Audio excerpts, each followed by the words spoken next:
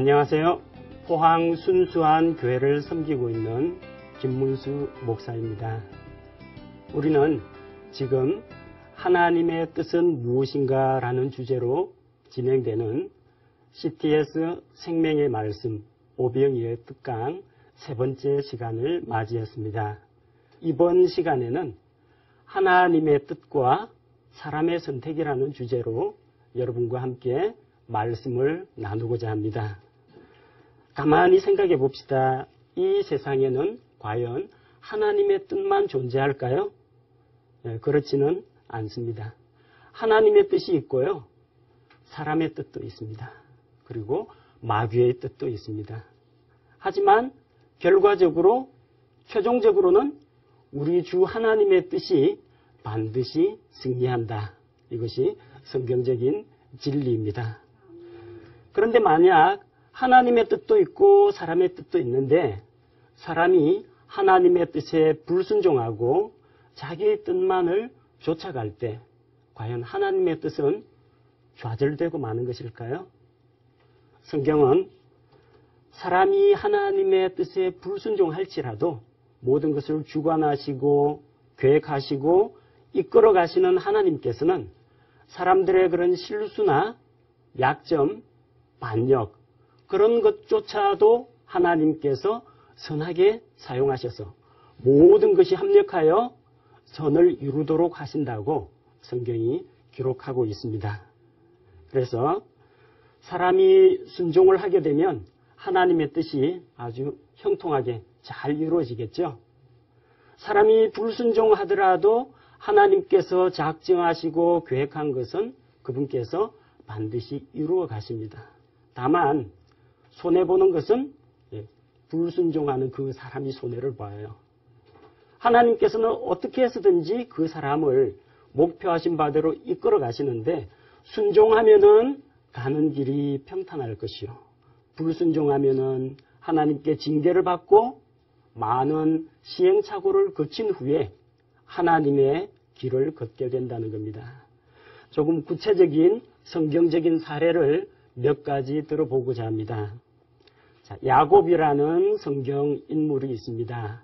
많은 분들이 성경을 통해서 야곱이 얼마나 약삭빠르고 또 얼마나 이해타산이 빠른 사람인지 다 알고 계실 겁니다. 그런데 이 야곱도 한 번은 속아 넘어간 적이 있습니다. 외삼촌 집에서 양을 치는 일을 하면서 생활하고 있는데 외삼촌의 딸 라헬이 마음에 들어서 그녀에게 청혼을 하려고 하는데 라헬을 위해서 7년 동안이나 아무런 품삯도 받지 않고 열심히 일했습니다. 신부감을 얻기 위해서. 드디어 약속한 그날이 되어서 이제는 아내를 맞이하게 되었어요. 그런데 일이 자기 생각대로 형통하게 풀리지가 않았습니다. 아침에 자고 일어났더니 눈 떠보니까 라헬이 아니라 레아였어요. 자, 첫날 밤에 야곱은 결혼 사기를 당했습니다. 야곱이 레아와 먼저 맺어진 것이 누구 뜻일까요? 하나님의 뜻일까요? 하나님께서 야곱 너 한번 사기 좀 당해봐라 하고 하나님께서 그렇게 레아를 들여보냈을까요? 아니면 야곱의 뜻일까요? 그러진 않죠. 야곱이 사랑하는 사람은 라헬입니다. 야곱이 원했던 결혼이 아니에요. 그럼 이게 누구 뜻입니까? 외삼촌 라반의 뜻입니다. 하나님의 뜻이 이루어진 게 아니고 야곱의 뜻이 이루어진 게 아니고 라반의 뜻이 이루어졌어요. 야곱을 7년간 더 부려먹기 위해서 라반이 간교한 술수를 써서 야곱을 함정에 빠뜨린 것입니다. 하나님께서 결코 야곱에게 레아를 강제로 맺어주려고 하지 않았습니다.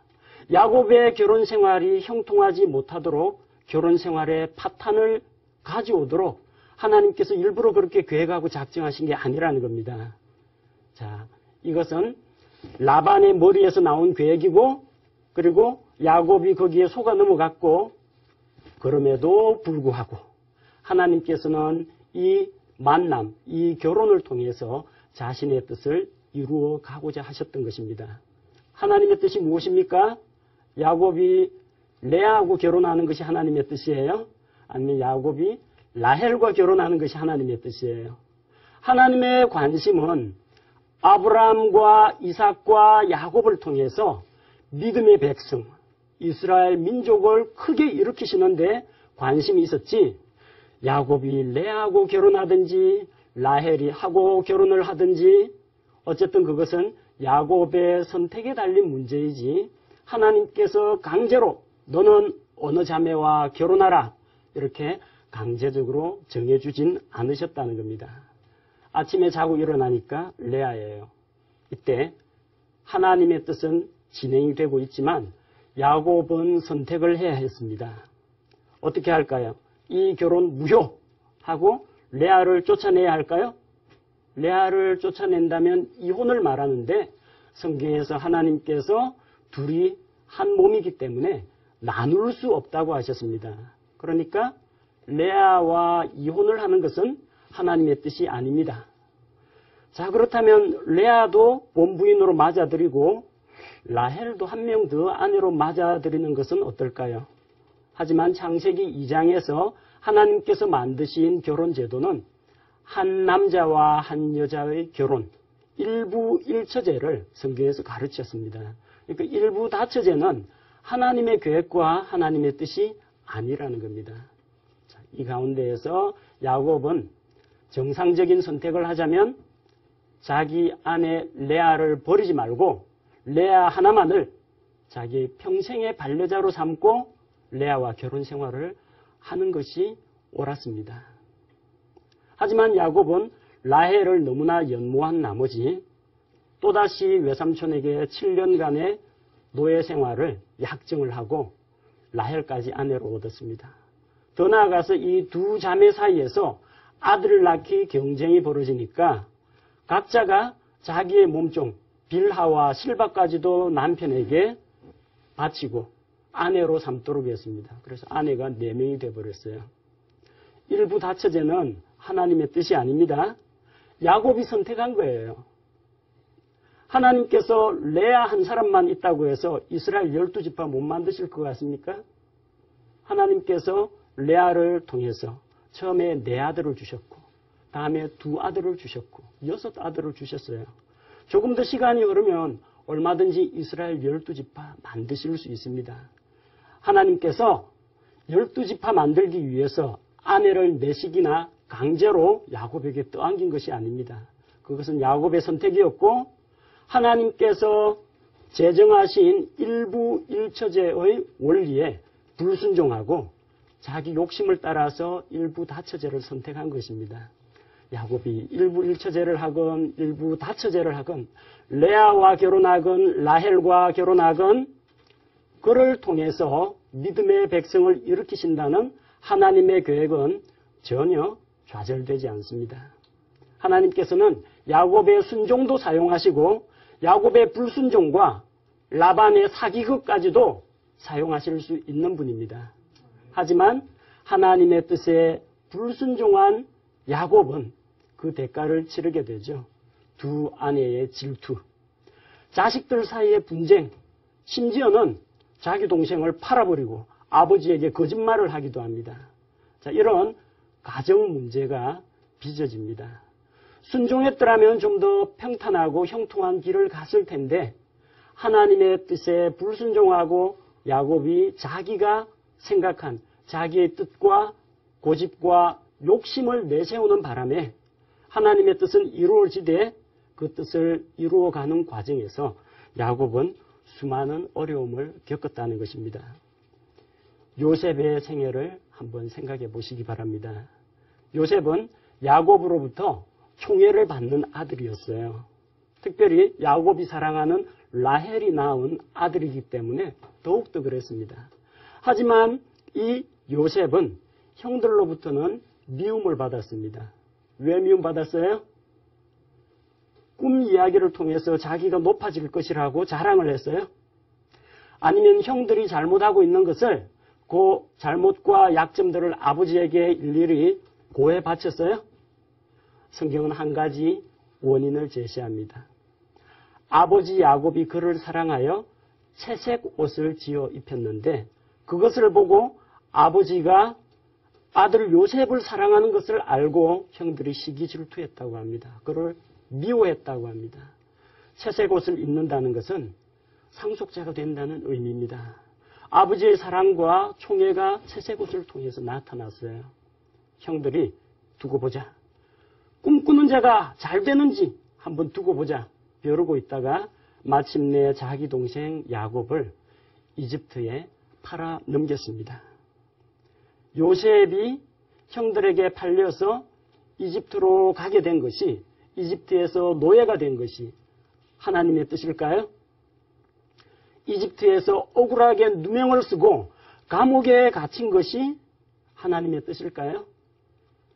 이 과정에서는 형들의 시기 질투와 요셉에 대한 증오심, 이런 것들이 요셉을 팔아 넘긴 것이지, 형들이 장차 크게 이 땅에 흉년이 들 테니 우리 요셉을 먼저 이집트로 보내서 나중에 우리를 구원하도록 하자, 이런 계획을 가지고 형들이 요셉을 판 것이 아닙니다.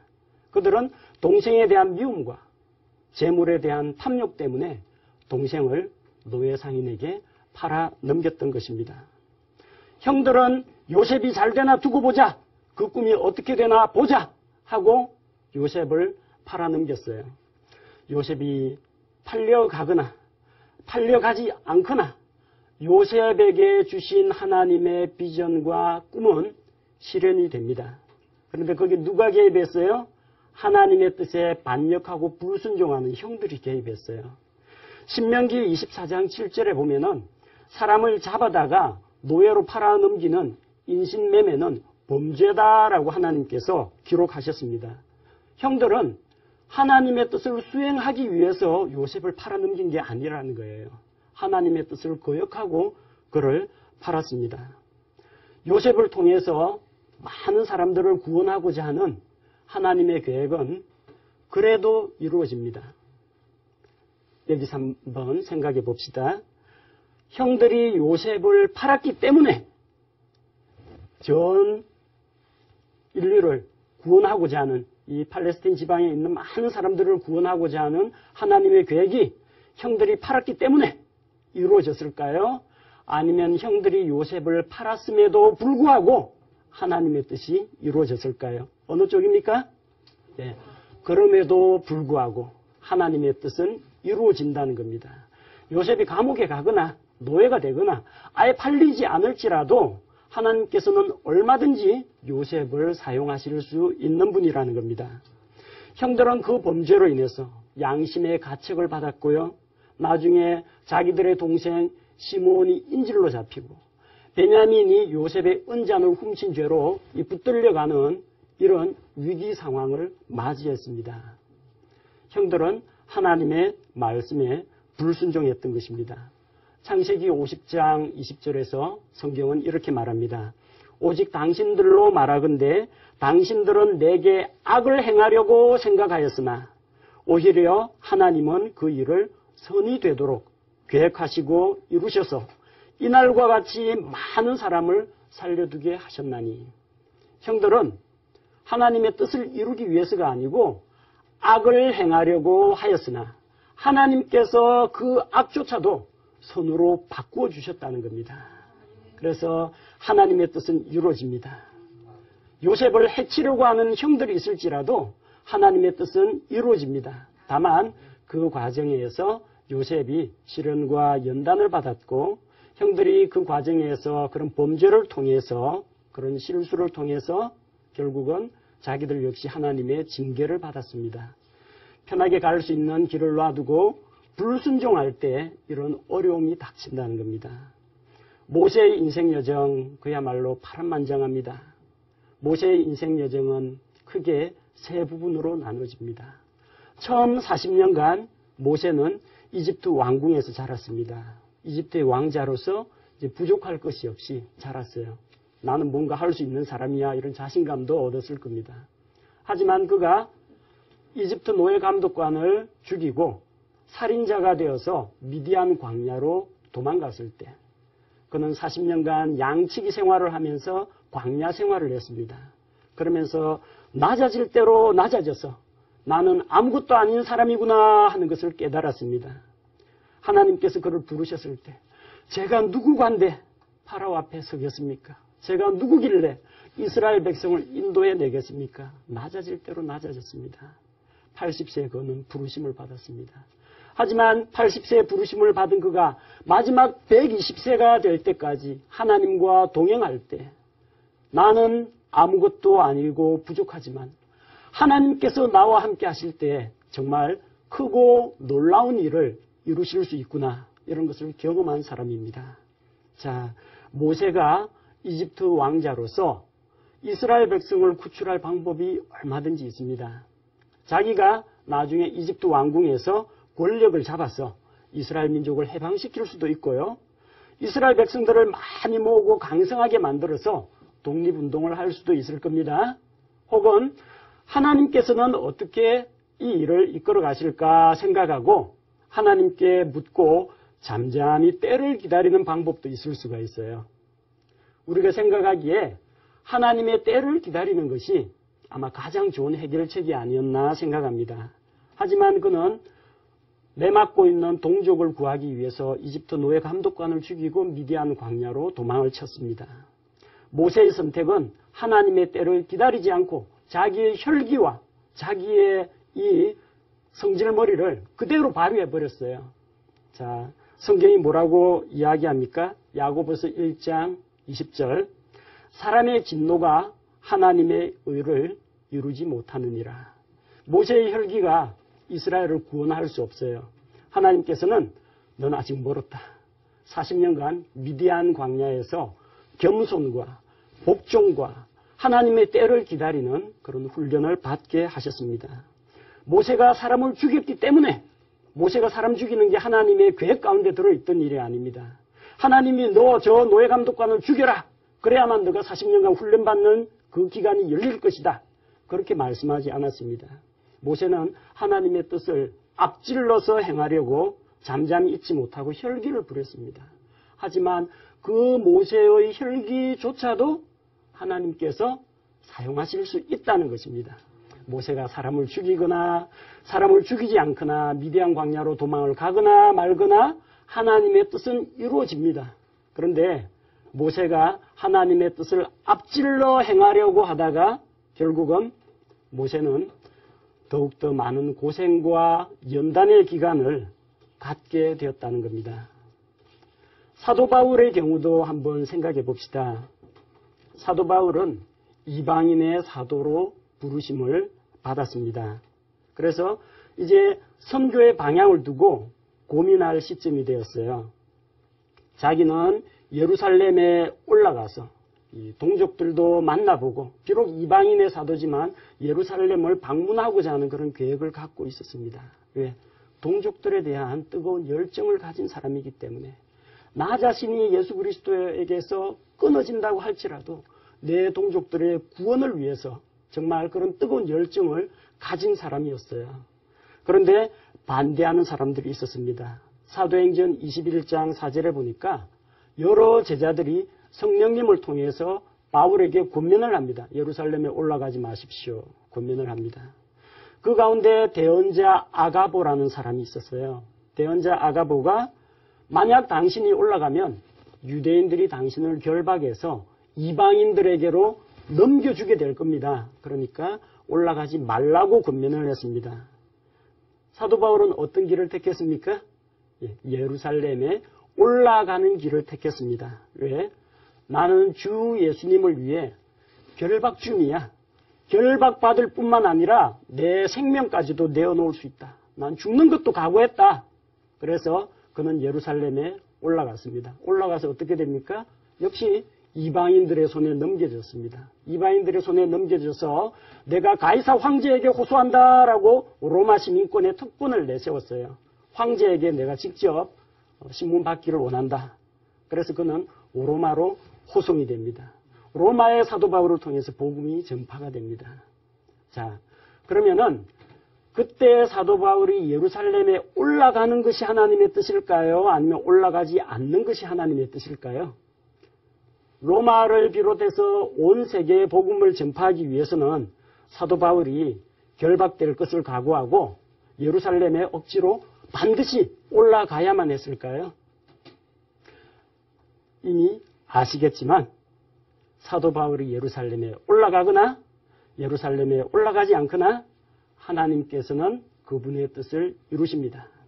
사도 바울이 하나님의 말씀에 순종하는 한 예루살렘에 있든지 로마에 있든지 회당에 있든지 감옥에 있든지 하나님께서 그 순종하고 있는 사람들을 사용하실 수가 있다는 겁니다. 예루살렘에 안 올라가더라도 하나님께서는 사도 바울을 쓰실 수가 있습니다. 바울이 하나님께 순종하고 또한 그가 하나님께서 일을 하시는 곳에서 자기가 일을 할 때는 하나님의 쓰임을 받을 수가 있다는 것입니다. 그래서 사도 바울을 위해서 하나님께서 어떤 최적화된 인생 코스를 만들어 놓으시고 너는 언제 다메섹으로 올라가서 성도들을 핍박하는 일을 해야 되고 거기에서 예수님을 만나야 되고 그 다음에는 아라비아 광야로 가야 하고 그 다음에는 유대인 사도들을 만나야 하고 그 다음엔 반드시 예루살렘에 올라가서 결박되는 일이 있어야 하고 이걸 기계적으로 짜놓으신 게 아니라는 겁니다. 사도 바울은 로봇이 아닙니다. 하지만 인격체인 사도 바울이 하나님의 말씀에 순종할 때 하나님께서는 그가 어디에 있든지 어떤 신분에 있든지 그를 사용하실 수가 있다는 것입니다. 오늘 이 네 가지 사건, 곧 네 인물들의 공통점을 통해서 우리가 배우고자 하는 내용이 있습니다. 하나님께서는 이미 자신의 뜻을 보여줬습니다. 야곱에게 뭘 보여줬습니까? 일부일처제. 너 고집과 외모를 가지고 사람을 평가하고 판단하지 말고 내가 처음에 취한 아내를 기뻐하고 즐거워하라. 하지만 야곱은 불순종했습니다. 요셉의 형들, 요셉의 꿈을 비웃고 시기 질투하면서 과연 그를 통해서 하나님의 뜻이 이루어지나 두고 보자. 팔아버렸어요. 그래도 하나님의 뜻은 이루어집니다. 사람들이 고생하긴 했습니다만 모세의 경우 하나님의 때를 잠잠히 기다릴 때 하나님께서 얼마든지 그를 지도자로 불러 쓰실 수가 있어요. 하지만 젊은 혈기에 나는 이집트 왕자인데 내 동족을 내 손으로 구해내겠다. 그렇게 뛰어들었을 때 하나님의 뜻은 시간이 좀 걸렸지만 이루어졌습니다. 대신 40년 동안 미디안 광야에서 고생을 하면서 연단을 받아야만 했습니다. 사도 바울의 경우를 보십시오. 하나님의 말씀에 순종하고 있으니까 어디로 가든지 자기 목숨을 아끼지 않고 복음을 전하는 이 사역을 감당하고 있으니까 그가 어디에 있든지 어떤 신분에 있든지 하나님께서 쓰실 수가 있다는 겁니다. 하나님께서는 사람의 순종도 사용하시고 사람의 불순종과 반역과 범죄까지도 선으로 바꾸어서 사용하실 수가 있습니다. 그래서 우리가 잘 아는 로마서 8장 28절 말씀에서 다음과 같이 이야기합니다. 우리가 알거니와 하나님을 사랑하는 자들 곧 그분의 목적에 따라 부르심을 받은 자들에게는 모든 것이 합력하여 모든 것이 좋은 거, 나쁜 거, 순종, 불순종, 반역, 범죄 모든 것이 합력하여 선을 이루느니라. 이게 합력해서 선을 이루도록 하시는 것이 우리 주 하나님이시라는 겁니다. 그래서 사람의 죄와 불순종도 쓰시는 하나님. 그 하나님께서 순종하는 믿음의 성도들을 어찌 쓰지 못하시겠습니까? 크고 귀하게 쓰실 것입니다. 그리고 고생하고 징계받고 연단받는 것이 아니라 축복과 형통함이 뒤따르는 그런 길을 통해서 하나님의 뜻을 행하게 만들어 주실 것입니다. 우리 오늘 말씀의 결론을 정리하겠습니다. 많은 사람들이 하나님의 뜻은 무엇일까? 이것일까? 저것일까?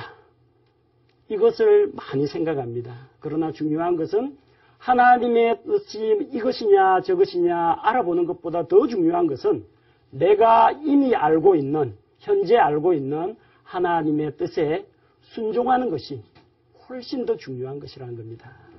그래서 우리 모두 하나님의 말씀에 순종하는 신실한 믿음의 성도들이 되었으면 좋겠습니다. 하나님의 뜻을 알려고 하기보다는 하나님의 뜻을 행하려고 하는 그런 순종하는 성도들이 되었으면 좋겠습니다. 오늘 세 번째 특강은 여기에서 마무리하겠습니다. 함께해 주셔서 정말 감사합니다.